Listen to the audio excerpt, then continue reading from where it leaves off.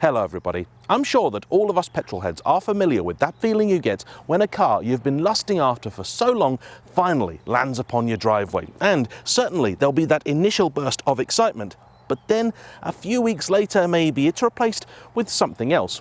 Call it what you will, buyer's remorse, women's intuition, or simple human nature. And you start to question yourself and think, have I done the right thing? This has happened to me a number of times over the years, and such is the case with this, my new to me Maserati GranSport. But I have a cure for this malaise. It's a 2,000 mile road trip to Scotland, one of my favourite places in the entire world to drive, and one that I know many of you feel exactly the same way about. So that's exactly what I've just done with this, a trip involving some of my personal favourite places and in which I managed to find out once and for all if the Maserati is a keeper or not. So how did I get on? Well, stay tuned to find out.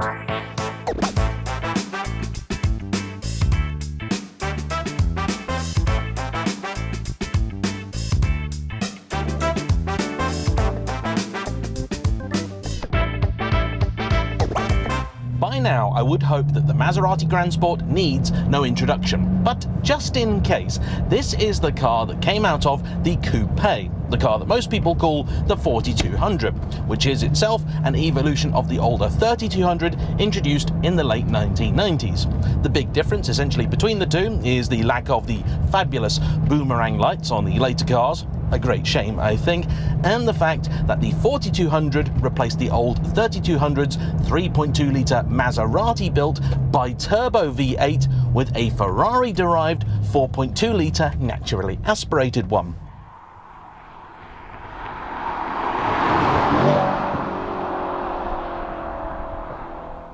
The GranSport features a raft of enhancements designed to make the car appeal a little bit more to the keen driver. So it's slightly more aggressive in its styling, with slightly more aerodynamic features, including a little bit at the front, the big surfboards at the side, a little lip at the back, that all come together to my eyes to make the car look just that little bit more purposeful.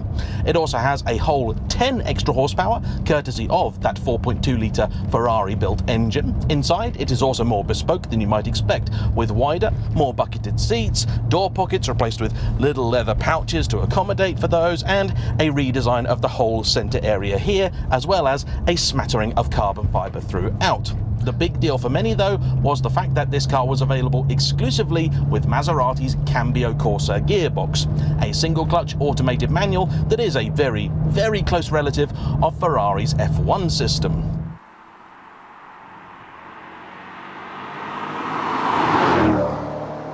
As a result of the fact that these cars in period were never particularly well loved, with just about anybody who drove them saying, if you want a sporty car, the 911 is a better option, and if you want a GT, a Jaguar XKR is a better option, these have become something of a bargain. And today you can pick up an example for sort of 20-odd thousand pounds, but with higher mileage examples such as this one being available somewhere in the teens. I told the story of how it was that I came to own this particular car in one of my last videos, but the big thing for me about the GranSport is the fact that, sports car in many ways it may be, it is also a genuine four-seater. Okay, maybe not if you all play for the LA Lakers, but I have on a number of occasions had 3 grown adults in this car, and it is actually doable, where in say an Aston Martin or a Jaguar it simply wouldn't be.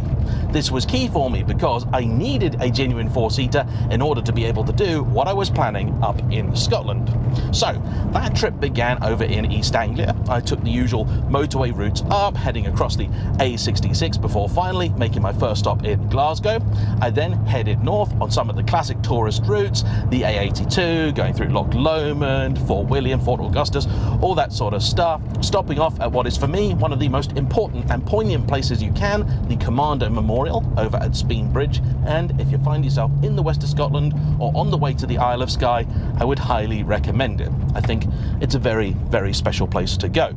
Then we carried on over west to Skye, where we spent the night, did a bit of exploring, found out that the island was absolutely packed and really not actually a great place to drive, but full of amazing scenery. Then we headed back east, went through some of the NC500 routes, the good bits, then over into Inverness, where we again stayed the night, really enjoyed it, before finally heading east around the edge of the Cairngorms, over to St Andrews, then finally down to Edinburgh, where we picked up my mother, who was coming to visit, myself, my other half, and her family, who then stayed with us for a few days. And that's why I needed the back seats.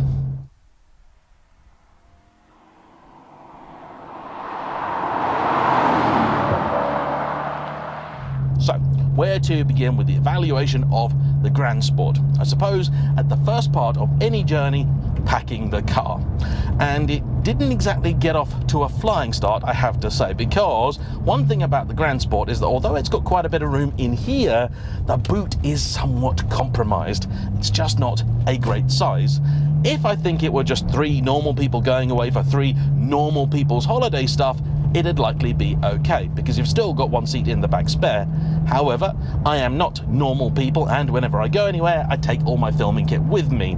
And that on its own did a fairly good job of taking up most of the boot, so we wound up chucking a whole bunch of stuff in the back as well, and thinking, you know what, we'll make space for Mum when she arrives. So that's sort of one strike against the Maserati, but for normal daily duties, wasn't really much of an issue. Then, on the motorway, the car did fairly well. It has 2 modes for the drive, normal and sport. The car has a few things that change when you press that button. First off, it's got adaptive dampers, and in normal mode, the car is actually very, very plush. When I last did my review of this car, not this specific one, but the first time I drove a GranSport on the channel, I got quite a bit of flack from the Maserati forum, who told me that the suspension on this car wasn't anywhere near as good as I'd said. Bear in mind, these are the owners of these cars. These are the people that love them, and they were telling me I was giving it far, far more praise than it deserved. I'm going to elaborate on exactly what I feel about it, having done a lot of miles, in a little bit, but suffice it to say, on the motorway, which is very soft, very nice, very plush. Road noise is there, but certainly no worse than a 911, and I think in many ways a little bit better. The seats are nice and comfortable, and when you're sat at 70 miles an hour with not much throttle, the engine isn't too intrusive, but it is still drinking. Perhaps partly because of the fact it's doing just under 3,000 RPM at that speed, or the fact it was built by Italians that just didn't care about fuel economy. But one of the biggest issues I have with this car is that the consumption is shocking. I did some rough calculations, and I worked out that even when driving gently, this thing was doing about 20. That's not good. It is in fact just about as fuel efficient as my 430 Scuderia. And I did hope it would be a little bit better. I know it's in some ways the same engine, but it's also not. The cars work very differently. This is also in nowhere near as high a state of tune, and my old Quattroporte, I used to do the same journey, and that has a 4.7 litre evolution of this engine in a heavier car, and that did about 26 to the gallon. So I figured that this would maybe be able to do at least the same. It's not. Maybe something's going wrong here, maybe something is happening, I don't know. In any case, it does at least have a big fuel tank, 88 litres I think, and so that does go some way to at least making the range acceptable, but it's frustrating, I have to say.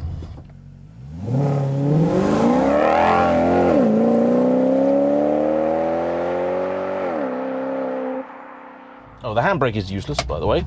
The gearbox around town is just not fun. There is no 2 ways to put it, and it's not an easy car to drive slowly and gently, which when you've got your mother in the back of it is a concern. Happily, for both driver and passengers wherever they may be sitting, visibility is actually pretty good.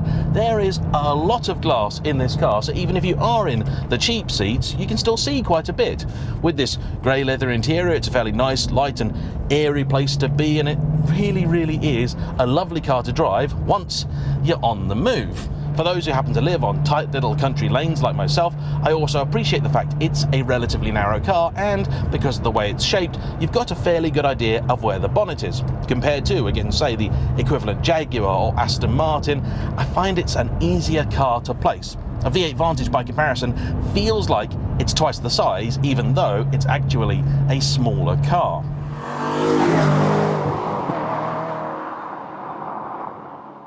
In more good news though, the engine is a masterpiece, and that's just as well, because let's face it, every time you've ever seen one of these advertised, you'll almost certainly see the phrase Ferrari V8 in there. The truth is, it is built by Ferrari, designed by Ferrari, but it's fundamentally different to the engine that they use in their own cars. The key difference being the fact that in a Ferrari, they use a flat plane crank, and here they use a cross plane crank. If you want to know exactly what that means, ask Engineering Explained. He'll do a far better job than I. But the net result is that these cars sound a little bit more like your traditional, maybe American V8, whereas the Ferrari ones have that distinctive howl, that higher pitched sound about them. I think there is also a little bit of theory that maybe this makes a little bit more torque, but honestly, at lower RPM, it's certainly got something. But if you want to drive in a spirited fashion, it's definitely an engine that still enjoys being revved out. Get it to about 4,000 and a bit RPM and it feels like it's come on cam, and it pulls hard all the way to that red line. It's a proper sports car engine, and the whole car in fact feels far more dynamic and alive than my old Quattroporte. That was a lovely car, and if you're looking for a daily driver, almost certainly a better one. It's got more space, the gearbox is far easier to live with, and just about everything in it feels a little bit better put together, a little bit less like it's going to fall off in your hand. By contrast, this is the car that when you're negotiating through town, you've got to really pay attention to all of your throttle inputs, gear changes, everything that you do if you want to have a smooth ride. It can be a fairly draining experience, but when you have got it onto your favourite little bit of B road, it's a magic thing, this. Happily, I'm not too far away from mine, and I'm going to demonstrate to you exactly what it is I mean by that. But it is a flawed car in that most Italian of ways. On that note, about halfway on the journey up to Scotland, I got a check engine light, which I've run the code for, and it's a variator issue. Now that did panic me for a little bit, because the variators, which are part of the variable valve timing system in the car, are expensive when they fail. But I'd also read that in these cars, which have a dry sumped engine, the variators are supposed to be fairly durable. I have now spoken to a few people who know these cars a lot more than me, which is not particularly difficult, and nearly all of them have said it's far more likely to be a sensor than the variator itself. The engine drives absolutely fine. There doesn't appear to be any dip in performance or anything like that, and so I've just been told to carry on as normal.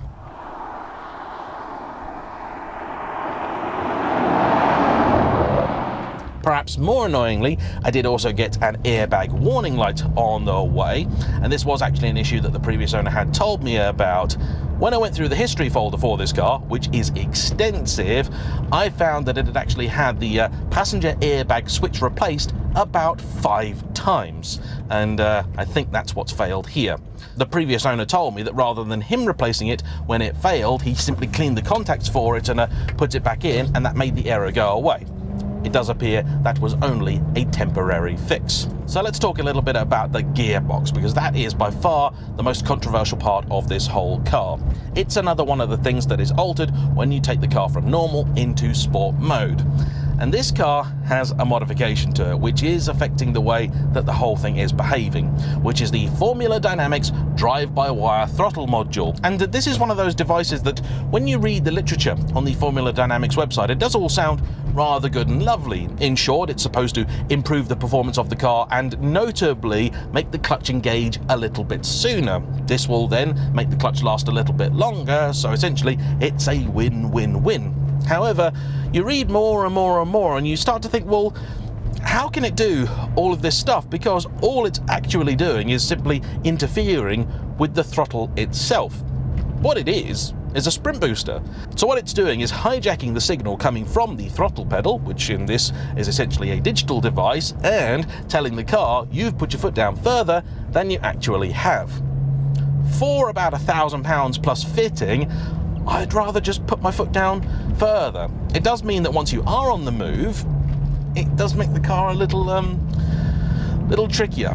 Annoyingly, there is a switch for it to adjust how it operates, and from the factory it'll come with either aggressive and super aggressive or aggressive and off. This one sadly has just aggressive and super aggressive. The previous owner told me that when he got it, it was in super aggressive and the car was basically undrivable. It's now in aggressive, and I think it actually does help you get off the line a little bit easier, but no more than just putting your foot down harder. That's it. The rest of the time, what it's done is just reduce the throttle travel to a really, really piddly amount and make it just a little bit too sensitive for my liking.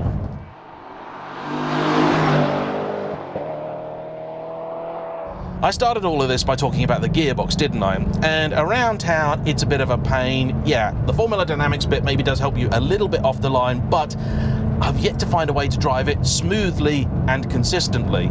The car has improved. The gearbox appears to have learned in the time that I've had it. I also know that adjustments can be made to the clutch and the settings for it, which can improve it. But I would say, actually, compared to the last one of these that I drove, in normal mode, it's a little bit better. Unfortunately, when you're out and about, normal mode just doesn't change gear all that quick. So that's the normal mode gear change. There it is, you know, and we're under acceleration now, and a normal mode change. It's not quick. Instead, you want sport mode, and when you find yourself on a lovely bit of B road, that does start to make a lot more sense. And this is definitely an example of a car where the harder you drive it, the better it gets. So let's have a little bit of fun.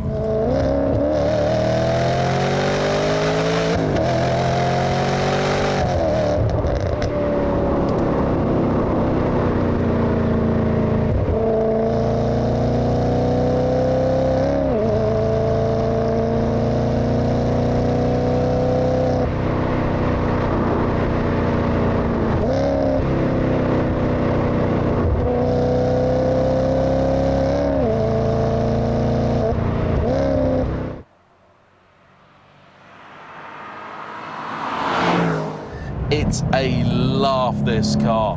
One of the issues that I always have with its forebears is that the skyhook adaptive dampers Maserati use just don't really seem to make much sense. It feels like all four corners of the car are just sort of doing whatever they want. It's like the spider on roller skates from Harry Potter.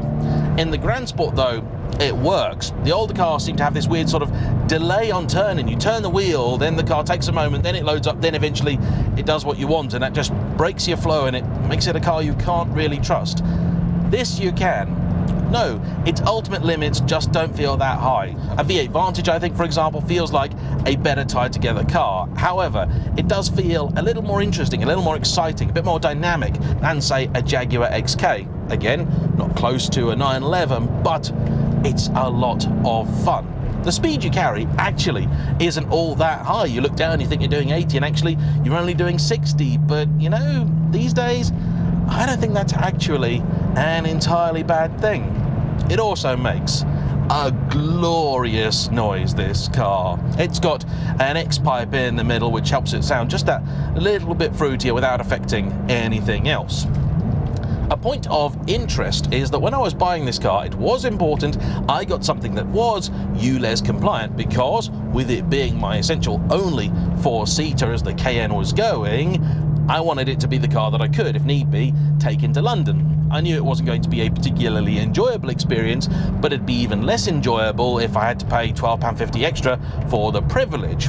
More pressingly though, as I have plans to do this little Scottish road trip of mine, the way they've done the ULEZ zone in Glasgow and Edinburgh is quite different to London, because it's just a fine. It's not a £12.50 fee to go in, it's like 60 quid, and then the next day it's 120 quid, and this was not something that I wanted to get. So I thought, right, cool, GranSport, ULEZ compliant. But it was ULEZ compliant for London, and not Glasgow or Edinburgh, which I thought was very odd, because they both use the same metric, a car being Euro 4 compliant. So I did a little bit of research, and it found out, and this is the most Italian thing, the GranSports were made to be Euro 4 compliant. So compared with some of the 4200s, they've got an extra pair of cats. But because at the point these cars were made, Euro 4 wasn't a requirement, though they made the cars to be Euro 4 compliant, they never got them certified. Great. That was until they had to, which was after this car was built. So, I thought, right, there must be a way around this. I've heard, as I'm sure you have, that there are ways to get around the ULEZ zone if you've got a car that they think isn't compliant. Well, the way you do this is with something called the Certificate of Conformity. The problem is, most people have never actually seen one of those and don't know where to get one. Maserati being Maserati, I figured trying to extract one out of them was going to be near impossible, and I certainly wasn't going to pay some weirdo online 75 quid to give me something that probably doesn't cost them anything. And so I deployed this car's secret weapon, its enormous history folder. Before I'd even bought it, I spoke to the previous owner and said to him, in that history folder, is there a certificate of conformity? And he said, oh, I'm not really sure. I shall have a look and get back to you. And so he did, messaged me and said, yep, there's one in there. Here's a couple of photos of it. The reason I suspected that he would have one of these is that I've got one for my Ferrari 550. And the reason I have one is that because when that car was made, Ferrari UK wasn't really a thing that existed. All Ferraris here were imported by Maranello concessionaires, as it was then known, now Maranello Ferrari over in Egham, Surrey. The Certificate of Conformity essentially proves the car meets all of the relevant rules and regs and so allows it to be sold in the country.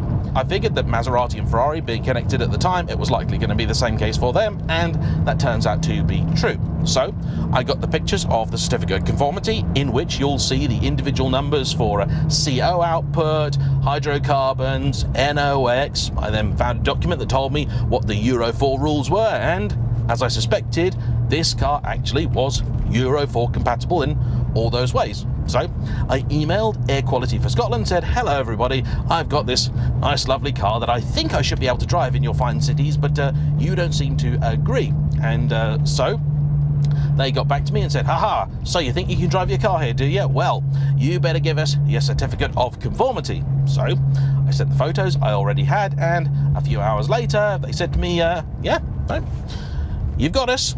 You can drive your car here. So, yeah, that's nice.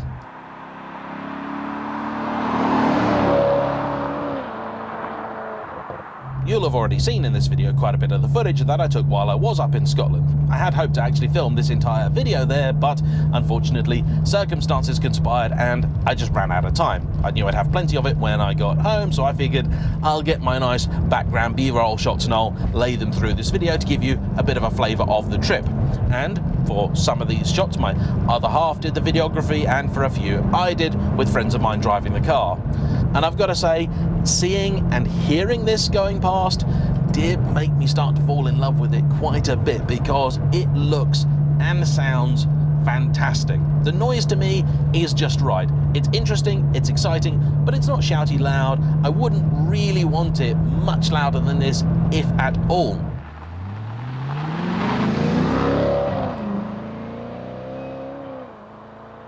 There's a temptation to put a Larini back box on it, which actually it had in the past, but I fear that would make it just a little bit too raucous. And actually, when you're around town in sport mode, which opens up the valves and you hear the noise just bouncing off the walls, it's glorious, absolutely wonderful. Less glorious though is the suspension, because it would appear that Maserati did almost all of their testing of the GranSport with one likely 50 kilos wet through Italian rake, which I am not. Neither are all of my friends, and this created a problem that I did not anticipate.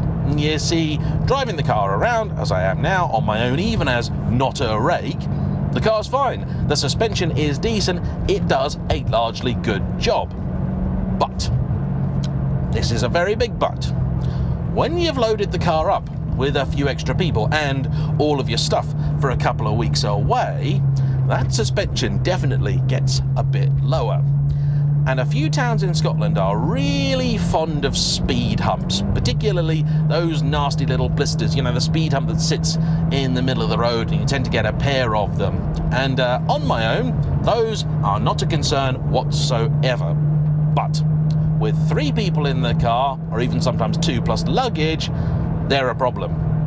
And those were not fun. The car was constantly scraping and it was horrible. And I do worry that I've done something to the underside of the car. I don't think that I have, but it is a concern. You go over a bump, and no matter how gently you go, there's a something happens. And yeah, it's not good. And this is a big problem to me, because the entire point of this car is it's the one that I'll choose when I've got to ferry multiple people about. And even worse, you don't even need a speed hump to present issues. I went over to Shedfest with a couple of lad friends of mine, and even through a few corners, when I wasn't driving enthusiastically, we noted that the back did feel like it was rubbing. It felt like the suspension in many occasions was just running out of travel. The car also does seem to have an issue that if it's faced with a particularly difficult bit of road, a pothole, essentially, it doesn't like it. I think that's the fault of the tyres, which on these 19-inch wheels do look largely painted on. They're just not, I think, quite as plush and soft and squishy as they really should be for a car that should still have an air of luxury about it. You can tell that the suspension is doing a lot of work a lot of the time, but there are also quite a few points where it just, well, it runs out of talent, and there is not really much give in those tyres. Grip levels are pretty good. The car is fairly decent, although in the wet it can be a little bit hairy.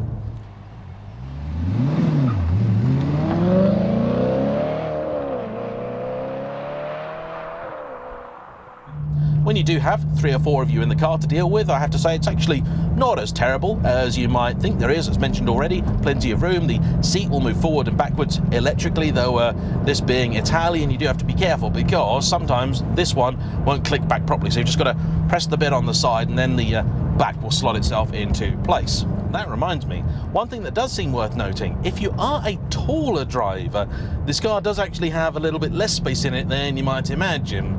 This headliner currently is sagging, so it makes the headroom look a little bit less generous than it is, but the problem is actually the fact that the seat doesn't go back all the way. It will never touch the rear seats. In fact, it always leaves a gap of about that much. So if you are particularly long of leg, as a couple of my friends are that have driven the car, it can be a little tricky to get yourself entirely comfortable.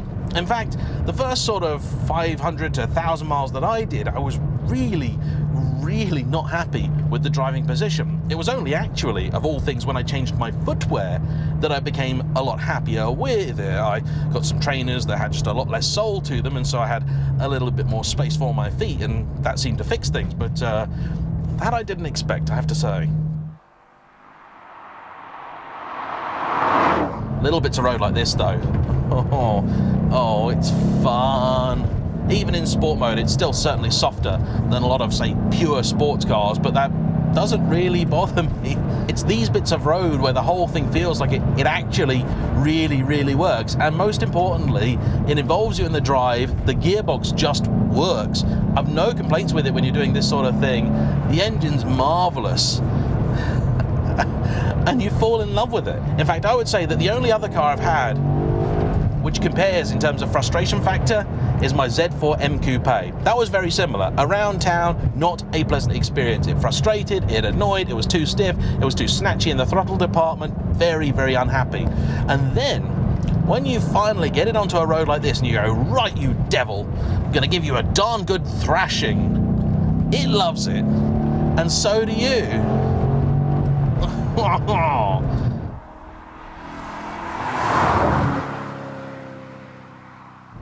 From 4 to 7, that engine just pulls and pulls and pulls and pulls and pulls.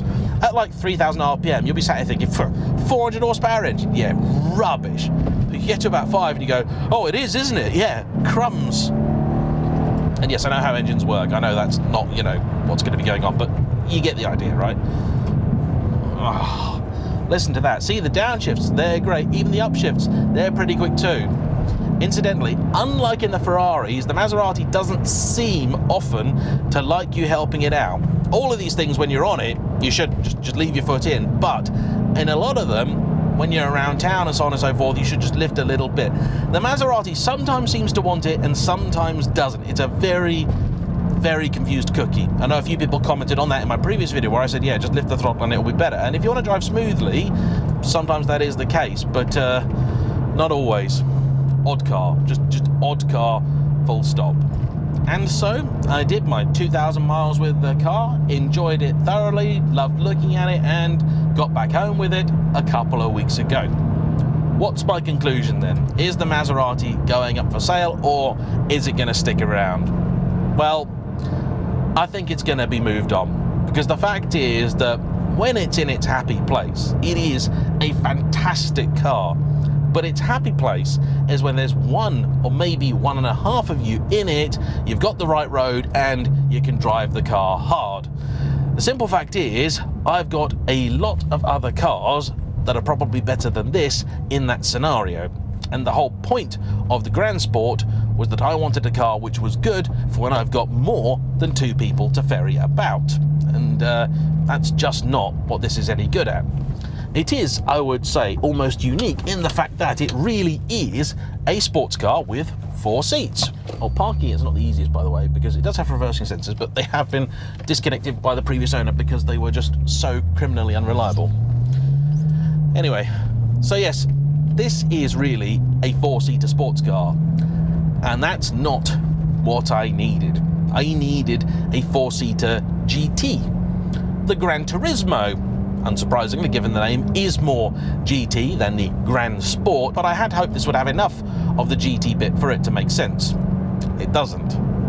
It is a terribly, awfully flawed car, this. Wonderful in so many ways, frustrating in so many others. That is the Italian car experience, isn't it? But it isn't the car for me. It's not going to go up for sale yet because there are a few things that I need to sort with it, and I wouldn't want to sell it with those things not sorted. Half of them I have inherited from the previous owner, half of them I think may be new. None of them I think are going to be particularly big or difficult to solve, but I'm going to get it over to the good people at Sports Italia for a thorough check over, and then in a little bit I'll give you a summary of what's happened, and then I shall be moving the car on. I know a few people have messaged me already expressing an interest, and if this is a car that you think you might actually like to buy, hold fire for now. If and when it does come up for sale, I shall of course let all of you lovely people on the channel know first. But do I regret buying it? No, not really. I had a great time away with it. Yes, it was frustrating. Yes, it was annoying on occasion, but it was also really, really special. Every time I filled it up, which was a lot of times, I did stop, turn around, look at it and go, that's nice. It attracted a lot of attention. In fact, in terms of, ooh, for buck, this is a great car. It gets a lot more attention than most other things costing, 16,000 quid in this case would. And it's a Ferrari V8, come on. For this amount of money, exotic looks, great soundtrack, and it's sized quite nicely for British roads. So it is a car that has a lot going for it, and if you're willing to put up with some of the quirks and features that I've mentioned, then yeah, maybe it's a car for you. It's just not for me. So, as ever, I want to say a big thanks to you for watching. Don't forget to hit the like button, comment down below, and subscribe if you haven't already. I'll see you for the next one. Bye-bye.